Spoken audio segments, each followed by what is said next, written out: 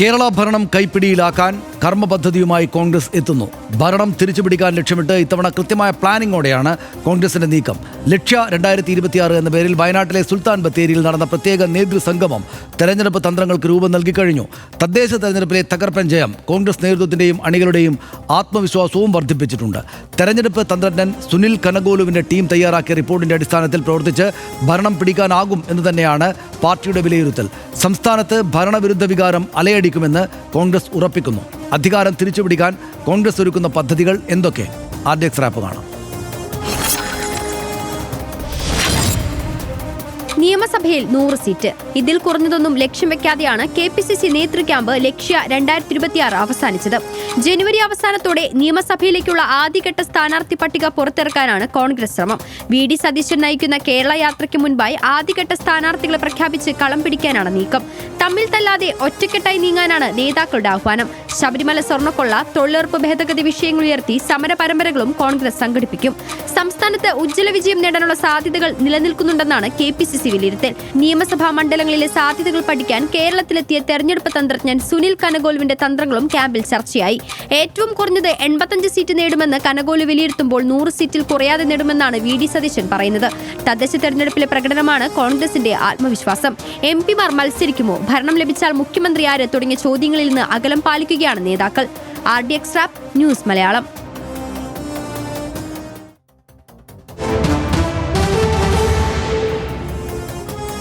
കോൺഗ്രസിന് ഈ ഘട്ടത്തിൽ ഓരോ ജില്ലയിലും എത്ര സീറ്റുകൾ വിജയിക്കും എന്ന കാര്യത്തിൽ കൃത്യമായിട്ടുള്ള ഒരു നമ്പർ കണക്ക് മനസ്സിലുണ്ട്. അത് നമുക്ക് വിജയപ്രതീക്ഷ ജില്ല തിരിച്ച് നോക്കാം. തിരുവനന്തപുരത്ത് 4 സീറ്റ് കിട്ടും എന്നതാണ് അവരുടെ കണക്കുകൂട്ടൽ.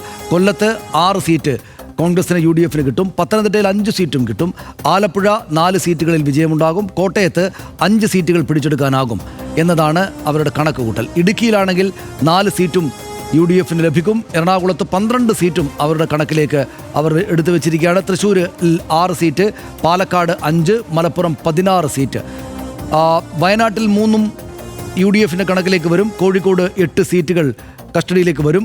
കണ്ണൂരിൽ 4 സീറ്റുകളിൽ വിജയമുണ്ടാകും. കാസർഗോഡ് 3 വമ്പൻ വിജയമുണ്ടാകും എന്നാണ് UDF കോൺഗ്രസ് കണക്കാക്കുന്നത്. ഇനി വിശ്രമമില്ലാത്ത കാലമാണ്. ഈ നമ്പർ വെറുതെ വെച്ചിരിക്കുന്നതല്ല, ജോലി ചെയ്ത് ഈ സീറ്റുകൾ പിടിച്ചെടുക്കാൻ വേണ്ടിയിട്ടുള്ള വിശ്രമമില്ലാത്തൊരു കാലത്തേക്ക് കടക്കുകയാണ്. തെരഞ്ഞെടുപ്പിന് മുന്നോടിയായി പ്രവർത്തന കലണ്ടർ തന്നെ പ്രഖ്യാപിച്ചിരിക്കുകയാണ് കോൺഗ്രസ്. ജനുവരി 10 മുമ്പ് ബൂത്ത് തലത്തിൽ നിശാ ക്യാമ്പ് പൂർത്തിയാക്കണം എന്നത് ഇപ്പോൾ തീരുമാനിച്ചിട്ടുണ്ട്.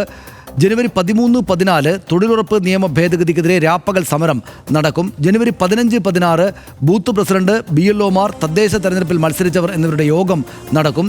ജനുവരി 19 തീയതി രാഹുൽ ഗാന്ധി പങ്കെടുക്കുന്ന മെഗാ പഞ്ചായത്ത് നടക്കുകയാണ്. പിന്നാലെ പ്രതിപക്ഷ നേതാവ് VD സതീശൻ നയിക്കുന്ന കേരള യാത്ര പിന്നാലെ തന്നെ ഉണ്ടാകും. ജനുവരി 17 മുതൽ 21 വരെ ബൂത്ത് തലത്തിൽ ഭവന സന്ദർശനമാണ്. ജനുവരി 20 തീയതി ശബരിമല വിഷയത്തിൽ നിയമസഭാ മാർച്ചും നടക്കും. ജനുവരി 23 ശബരിമല വിഷയത്തിൽ കളക്ട്രേറ്റ് മാർച്ചുകളാണ്. ജനുവരി 24, 25 തീയതികളിൽ മണ്ഡലാടിസ്ഥാനത്തിൽ നിശാ ക്യാമ്പുകൾ ഉണ്ടാകും. ഫെബ്രുവരി 1 മുതൽ 9 വരെ കോൺഗ്രസിന്റെ ബൂത്ത് സമ്മേളനങ്ങളാണ് നടക്കുക. ഇത്രയുമാണ് അതിൻ്റെ ഡീറ്റെയിൽസ് നമ്മുടെ കൈവശമുള്ളത്. നിയമസഭയിൽ 100 സീറ്റുകൾ നേടി വിജയിക്കുമെന്നാണ് പ്രതിപക്ഷ നേതാവ് VD സതീശൻ ഇന്ന് പറഞ്ഞത്. കഴിഞ്ഞ നിയമസഭാ തെരഞ്ഞെടുപ്പിൽ ഇല്ലാതിരുന്നവർ ഇപ്പോൾ UDFനൊപ്പമുണ്ട്. ഇത് വെറും UDF അല്ല, ടീം UDF എന്നും VD സതീശൻ വലിയ ആത്മവിശ്വാസത്തോടെ പറഞ്ഞു. രാജ്യത്തിന്റെയും കഠിനാധ്വാനത്തിന്റെയും ആത്മവിശ്വാസം, ആ ആത്മവിശ്വാസത്തിന്റെ അടിത്തറയാക്കി ഒരു ചരിത്ര നിയോഗമാണ് ഈ ടീമിന്, KPCC ടീമിന് ചരിത്ര നിയോഗം. ഉജ്ജ്വലമായ ഭൂരിപക്ഷത്തോടെ 100-ലധികം സീറ്റോടുകൂടി UDF കേരളത്തിൽ അധികാരത്തിലേക്ക്, കേരളത്തിലെ പ്രവർത്തകരോട്, കേരളത്തിലെ ജനങ്ങളോടുള്ള നീതി പുലർത്തും. 100 സീറ്റ് നേടുമെന്ന VD സതീശന്റെ അവകാശവാദത്തെ പരിഹസിച്ചായിരുന്നു CPIM സംസ്ഥാന സെക്രട്ടറി MB ഗോവിന്ദന്റെ പ്രതികരണം. സതീശൻ ബോംബ് പൊട്ടുമെന്ന് മുമ്പ് പറഞ്ഞിട്ട് പൊട്ടിയില്ലല്ലോ, അതുപോലെ ഈ 100ഉം പൊട്ടുമെന്ന് MB ഗോവിന്ദൻ കളിയാക്കി. ബോംബ് പൊട്ടുന്നില്ല, പണ്ട് പറഞ്ഞില്ലേ, ആ പൊട്ടിയില്ലല്ലോ ഇതുവരെ, അതുപോലെ 100ഉം പൊട്ടും. അല്ല, ഒരു വിസ്മയം ഉണ്ടാകാൻ പോകുന്നില്ല. ഇടതുപക്ഷ ജനാധിപത്യ മുന്നണി നല്ല ഭൂരിപക്ഷത്തോടു കൂടി വീണ്ടും മൂന്നാമത്തെ പ്രാവശ്യവും ഈ കേരളത്തിൽ അധികാരത്തിൽ വരും. അതിൽ ഒരു സംശയവും വേണ്ട. ഏത് ബോംബ് പൊട്ടിയാലും അത് വരും. ഇതാണ് ഹർഷ അന്നത്തെ കാര്യങ്ങൾ. ഇപ്പോൾ ഇതിനകത്ത് ഗോവിന്ദൻ മാഷ് അവസാന ആത്മവിശ്വാസ പ്രകടനമാണ്. ഈ തെരഞ്ഞെടുപ്പ് പോരാട്ടത്തിൽ ആദ്യത്തെ ആയുധം ഈ സ്ഥാനാർത്ഥികൾ നിശ്ചയിക്കുക, പദയാത്ര നടത്തുക, സമരത്തിലേക്ക് പോകുക എന്നൊന്നുമല്ല, ആത്മവിശ്വാസം പ്രകടിപ്പിക്കുക എന്നുള്ളതാണല്ലോ. ഞങ്ങൾ എന്തായാലും ജയിക്കുമെന്ന് അങ്ങ് ഉറപ്പിച്ച് ആത്മവിശ്വാസം പ്രകടിപ്പിക്കാറുണ്ട്. പക്ഷേ കോൺഗ്രസിൻ്റെ കൈവശം സോളിഡായിട്ടുള്ള പ്ലാനുണ്ട്, എല്ലാ നേതാക്കളും ഒന്നിച്ചിരിക്കുന്നുണ്ട്. ഇത്ര കണക്ക് ഓരോ ജില്ലയിലെയും ഇത്ര സീറ്റുകൾ നമുക്ക് കിട്ടും എന്ന കണക്കുമുണ്ട്. എങ്ങനെ കാണണം അതിനെ? അല്ല, ഈ തദ്ദേശ തെരഞ്ഞെടുപ്പിന് ശേഷം ഉണ്ടായിട്ടുള്ള ഒരു സാഹചര്യം എന്നത് കേരളത്തിൽ ഈ വരാനിരിക്കുന്ന നിയമസഭാ തെരഞ്ഞെടുപ്പിൽ മത്സരം നടക്കുക മറ്റെല്ലാ പ്രചാരണങ്ങൾക്കും അപ്പുറത്ത് UDF ഉം LDF ഉം തമ്മിലായിരിക്കും എന്ന കാര്യത്തിൽ ഉറപ്പായിട്ടുണ്ട്. അതായത് ഇപ്പോൾ ഒരു 20 സീറ്റുകൾ വരെ പ്രതീക്ഷിക്കുന്ന BJP എന്നതൊക്കെ ചിത്രത്തിൽ നിന്ന് പോയി. അതാണ് യാഥാർത്ഥ്യം. ആ യാഥാർത്ഥ്യം ഉൾക്കൊണ്ട് ആ നിലയ്ക്ക് ചർച്ചകൾ നടക്കുന്നില്ല, ആ നിലയ്ക്ക് ആളുകൾ വിശകലനങ്ങളിലേക്ക് പോകുന്നില്ല എന്നാണ് എനിക്ക് തോന്നുന്നത്. നടക്കുന്നത് LDF ഉം UDF ഉം തമ്മിലുള്ള നേർക്കുനേർ പോരാട്ടമായിരിക്കും എന്നുള്ള കാര്യത്തിൽ ഒരു തർക്കവുമില്ല. അതിൽ തന്നെ ആദ്യഘട്ടത്തിൽ വന്ന ഒരു കണക്ക് എന്ന് പറയുന്നത് പഞ്ചായത്തുകളുടെ വോട്ട് ശതമാനമൊക്കെ വോട്ട് പെർസെൻറ്റേജ് എല്ലാം എടുത്തു നോക്കുമ്പോൾ അങ്ങനെ അത് ആനുപാതികമായി പരിശോധിച്ച് നോക്കിയാൽ ഏതാണ്ട് 82 നിയമസഭാ മണ്ഡലങ്ങളിൽ വരെ വേണമെങ്കിൽ കോൺഗ്രസിന് അല്ലെങ്കിൽ UDF ന് വിജയിച്ചു വരാവുന്ന സാഹചര്യമുണ്ട് എന്നതായിരുന്നു ആ വിലയിരുത്തൽ. ഇപ്പുറത്തെ LDF വിലയിരുത്തിയപ്പോൾ അവർ ജില്ലാ പഞ്ചായത്തിൻ്റെ വോട്ട് ആണ് എടുത്തത്. 64 സീറ്റ് വരെ അവർ വിജയിച്ചു വരാം എന്നുള്ള പ്രതീക്ഷ അവരും വെച്ച് പുലർത്തുന്നു. അവർ തമ്മിൽ അതുകൊണ്ട് തന്നെ അതായത് ഈ ഒന്ന് ഭൂരിപക്ഷം കടന്നു നിൽക്കുന്നു, ഒന്ന് ഭൂരിപക്ഷത്തോട് അടുത്ത് നിൽക്കുന്നു. അപ്പോൾ ആ മത്സരം എന്നുള്ളത് പരസ്പരം അവർ തന്നെ തിരിച്ചറിയുന്ന ഒരു സാഹചര്യമുണ്ട്.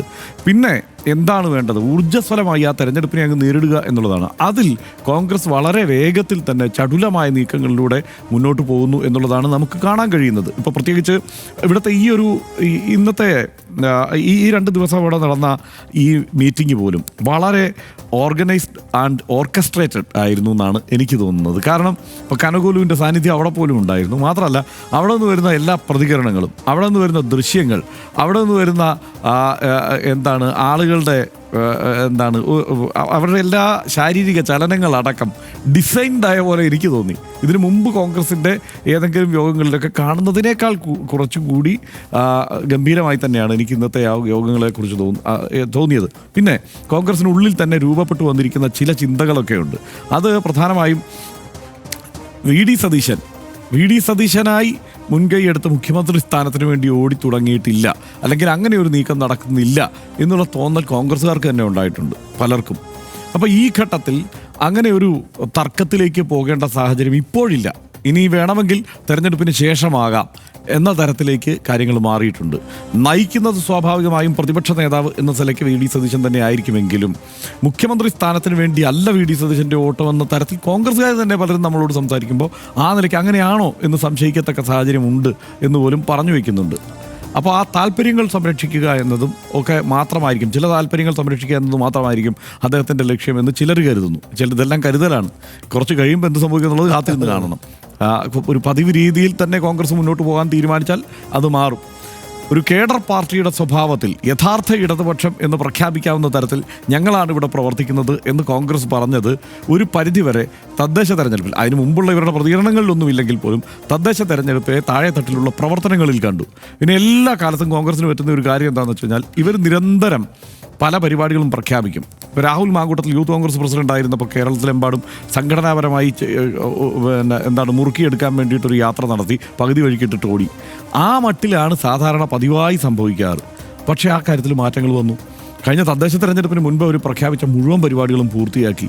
അപ്പോൾ അതൊക്കെ അവർ പറയുമ്പോൾ ഇപ്പോൾ പോലും ഇത് പൊതുസമൂഹം എത്രത്തോളം പൂർണ്ണമായി വിശ്വസിക്കുന്നുണ്ട് കോൺഗ്രസിൻ്റെ കാര്യമായതുകൊണ്ട് എന്ന് നമുക്ക് തോന്നുമെങ്കിലും സത്യത്തിൽ അവർ ആ കാര്യങ്ങളിലെല്ലാം കടമ്പ കടന്ന് മുന്നോട്ട് പോകുന്ന ഒരു സാഹചര്യമുണ്ട്. ആ നിലയ്ക്ക് എണ്ണയിട്ട യന്ത്രം പോലെ പ്രവർത്തിക്കാവുന്ന ഒരു സംഘടനാ ശരീരമായി അതിനെ നിലനിർത്താൻ ഇപ്പോൾ കഴിഞ്ഞിട്ടുണ്ട്. ഇപ്പോൾ സണ്ണി ജോസഫ്, ഇപ്പോൾ രാഹുൽ മാങ്കൂട്ടത്തിൽ വിഷയമൊക്കെ ഉണ്ടായിക്കഴിഞ്ഞപ്പോൾ ഇവർക്ക് വലിയ തിരിച്ചടിയൊക്കെ ഉണ്ടായി. അവർക്ക് ആ രീതിയിൽ അവരുടെ പ്രതികരണങ്ങളിൽ വലിയ വീഴ്ചകളുണ്ടായി. ഇതൊക്കെ ശരിയാണ്. അതെല്ലാം അവിടെ നിൽക്കുമ്പോൾ തന്നെ അവർ താഴെത്തട്ടിൽ പ്രവർത്തിക്കേണ്ടത് എങ്ങനെയാണ് എന്നുള്ളത് ഇപ്പം നമ്മൾ പലപ്പോഴും പല പ്രചാരണങ്ങൾക്ക് മുസ്ലിം ലീഗിൻ്റെ സംഘടന പ്രവർത്തിക്കുന്ന രീതിയിലേക്ക് ചിലപ്പോൾ കോൺഗ്രസിൻ്റെ സംഘടനാ പ്രവർത്തനം ചിലയിടങ്ങളിലെങ്കിലും മാറുന്നത് നമ്മൾ കണ്ടു.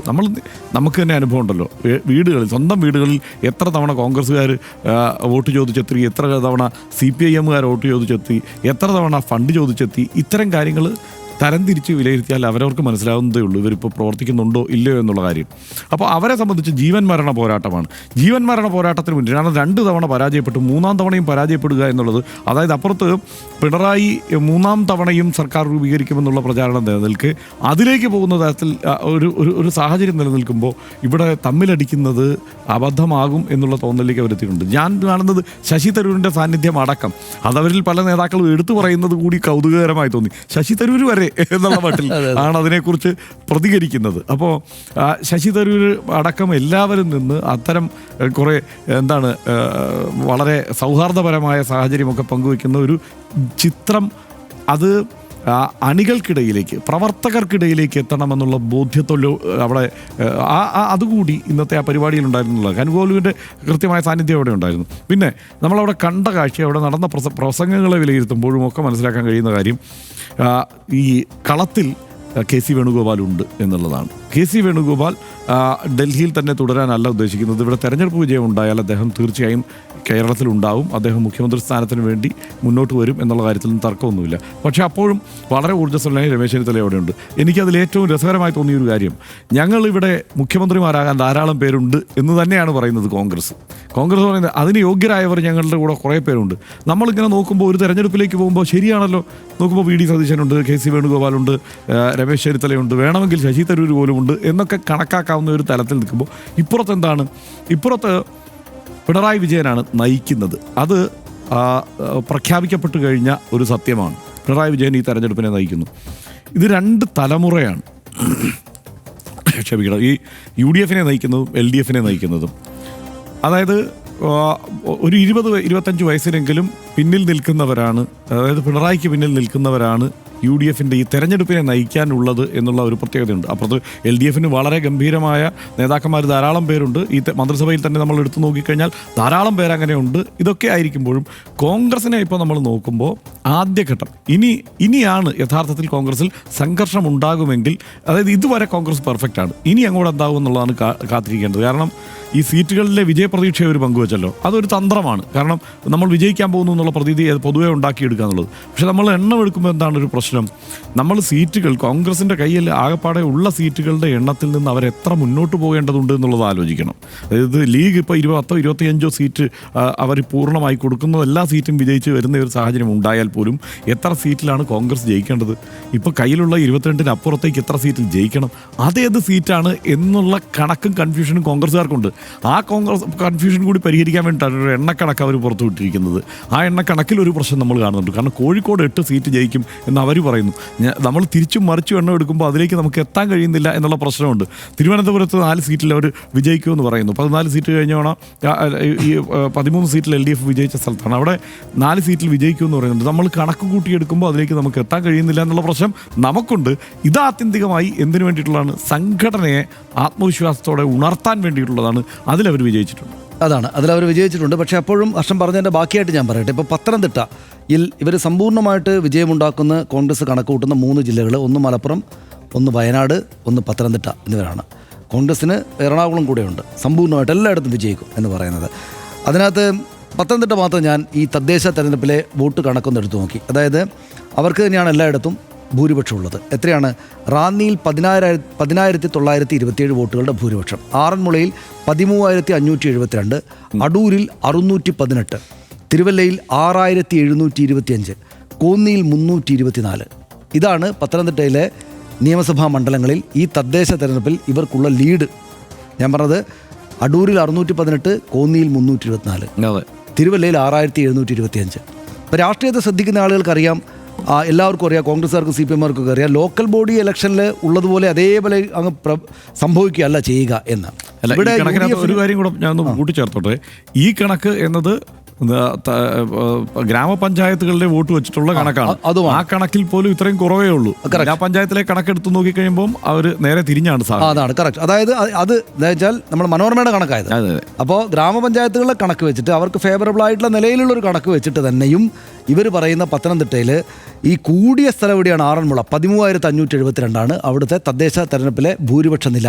ഇന്നിപ്പോൾ രാജു എബ്രഹാം പറഞ്ഞിരിക്കുന്നത് ആറന്മുളയിൽ നല്ല വിജയമുണ്ടാകും എന്നാണ്. അതായത് ആ നിലക്ക് നല്ല വിജയം ഉണ്ടാക്കുന്ന LDF പ്രതീക്ഷിക്കുന്ന മണ്ഡലങ്ങളാണ് എല്ലാം ഈ പറയുന്ന സ്ഥലങ്ങളെല്ലാം. അപ്പോൾ ഇവിടെ ഈ നേരിയ വ്യത്യാസമുള്ള സ്ഥലത്തെ കൂടെ ചേർത്തിട്ടാണ് ഈ 100 എന്നും 85 എന്ന കണക്കിലേക്ക് കാര്യങ്ങൾ കൊണ്ടുവരുന്നത്. പിന്നെ ഒരു കാര്യം ഹർഷം പറഞ്ഞ് നിർത്തിയെടുത്ത് കാര്യങ്ങൾ കറക്റ്റാണ്. അതായത് ഈ വലിയ ഐക്യം, വലിയ ആത്മവിശ്വാസം നേതാക്കൾക്കിടയിൽ ഉണ്ടായിരിക്കുന്നു എന്ന കാര്യത്തിൽ യാതൊരു സംശയമില്ല. നമ്മൾ ഇതുവരെ കണ്ടിട്ടേ ഇല്ലാത്തൊരു കോൺഗ്രസ് നമ്മുടെ മുമ്പിൽ വളരെ മനോഹരമായിട്ട് നിൽക്കുന്നു എന്ന കാഴ്ചയാണ് വയനാട്ടിൽ നിന്ന് വരുമ്പോൾ നമ്മൾ കാണുന്നത്. വയനാട്ടിൽ നോക്കുമ്പോൾ ഞാൻ ഈ CPM വർഷാവർഷം അല്ലെങ്കിൽ നിശ്ചിത കാലയളവിൽ അവരുടെ സമ്മേളനങ്ങൾ നടക്കുമ്പോൾ നമ്മൾ ക്യാമറ അങ്ങോട്ട് വെച്ചാൽ നേതാക്കളെല്ലാം ചേർന്ന് നിന്ന് സംസാരിക്കുന്നതും ചിരിക്കുന്നതുമായിട്ടുള്ള വിഷ്വൽസ് ധാരാളമായിട്ട് കിട്ടും. അവിടെ നിന്ന് പക്ഷേ മുഴുവൻ ആളുകളും KC വേണുഗോപാലും രമേശ് ചെന്നിത്തലയും VD സതീശനും അടക്കമുള്ള ആളുകൾ, സണ്ണി വക്കീലും അടക്കമുള്ള ആളുകൾ, വനിതാ നേതാക്കൾ, എല്ലാവരും ചെറുപ്പക്കാരായുള്ള നേതാക്കളെല്ലാം വളരെ സന്തോഷത്തോടെയും ആത്മവിശ്വാസത്തോടെയും നിൽക്കുന്നതായിട്ട് നമ്മൾ കാണുന്നുണ്ട്. അതിൻ്റെ പോസിറ്റിവിറ്റി എന്തായാലും ഉണ്ട്. കാരണം ഈ ലോക്കൽ ബോഡി ഇലക്ഷനിൽ ഒരു തിരിച്ചടിയോ ചെറിയൊരു പിന്നോട്ട് പോക്കോ ഇങ്ങനെ പറയാൻ കണക്കുകളില്ലാത്ത സാഹചര്യമാണ് ഉണ്ടായിരുന്നതെങ്കിൽ ഇതേ പരിപാടി അവിടെ നടക്കുമ്പോൾ ഈ തരത്തിലൊരു ആത്മവിശ്വാസം ഉണ്ടാകില്ലായിരുന്നു. അപ്പോൾ നല്ല ആത്മവിശ്വാസം സ്വാഭാവികമായിട്ടും അവിടെയുണ്ട്. ഹർഷൻ ഓർമ്മയുണ്ടോ, പണ്ട് വളരെ ഹിറ്റായിട്ടുള്ളൊരു കാർട്ടൂൺ ഉണ്ടായിരുന്നു, എനിക്ക് തോന്നുന്നു സുജിത്താണോ അല്ലെങ്കിൽ ഗോപികൃഷ്ണനാണോ വരച്ചെന്ന കാര്യത്തിൽ പെട്ടെന്ന് ഇപ്പോൾ ആലോചിക്കുമ്പോൾ എനിക്ക് സംശയം.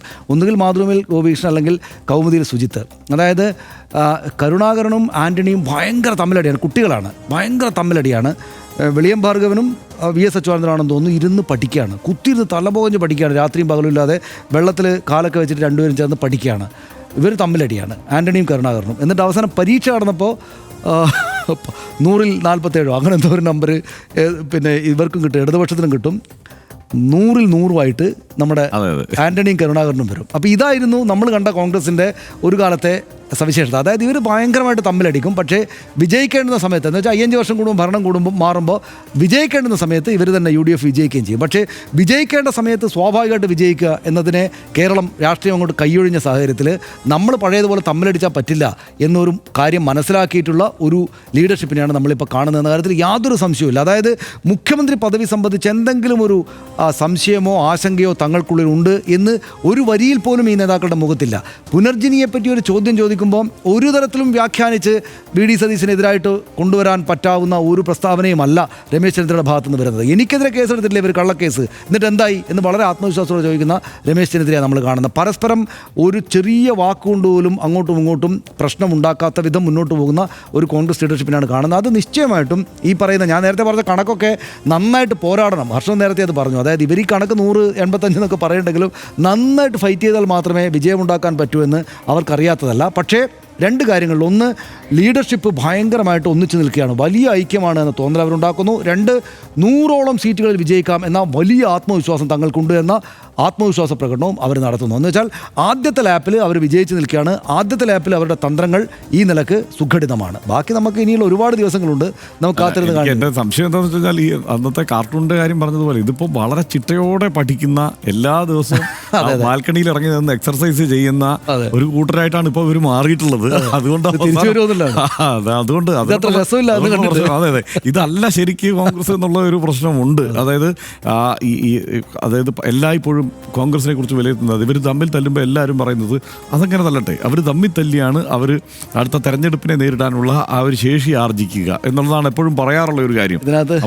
അത് അങ്ങനെ ആ സംഗതി ഇപ്പം നടക്കുന്നില്ല എന്നുള്ള പ്രശ്നം. പക്ഷേ ഒരു കാര്യമുണ്ട് സതീഷേ, ഒറ്റ കാര്യം കൂടെ, ഇതിനകത്ത് പകുതിയെങ്കിലും ചെറുപ്പക്കാർ വരണം എന്നുള്ള ആലോചന കോൺഗ്രസിൽ നടന്നിട്ടുണ്ട്. പുതിയ തലമുറ വരണം എന്നുള്ള ആലോചന, മുതിർന്ന ആളുകൾ പകുതി വരണം എന്നുള്ള ആലോചനയുണ്ട്. ആ നിലയ്ക്ക് ശേഷിയുള്ള നേതൃശേഷി തെളിയിച്ച ആളുകൾ ആ നിലയ്ക്ക് കുറേ പേര് വരണമെന്ന് പലരെയും ആലോചിക്കുന്നത്. നമ്മൾ മനസ്സിലാക്കുന്ന കണക്കനുസരിച്ചാണെങ്കിൽ ഈ ഇങ്ങനെ കയ്യാലപ്പുറത്തിരിക്കുന്ന മണ്ഡലങ്ങൾ പലതും പിടിച്ചെടുക്കാൻ വേണ്ടി പല തന്ത്രങ്ങളും ഇപ്പോൾ ചില മാധ്യമപ്രവർത്തകരടക്കം മത്സരരംഗത്ത് വരാനുള്ള സാധ്യത ഉണ്ടെന്നാണ്. അത്തരത്തിലുള്ള കാര്യങ്ങൾ സ്വാഭാവികമായിട്ടും അതിലേക്ക് പോകും. ഇപ്പോൾ ഇതിനകത്ത് ഒരു കാര്യം ഇവർക്ക് നെഗറ്റീവായിട്ടുള്ളത് ഹർഷ, അതായത് ഈ ലോക്കൽ ബോഡി ഇലക്ഷനിലെ മുന്നേറ്റമാണ്.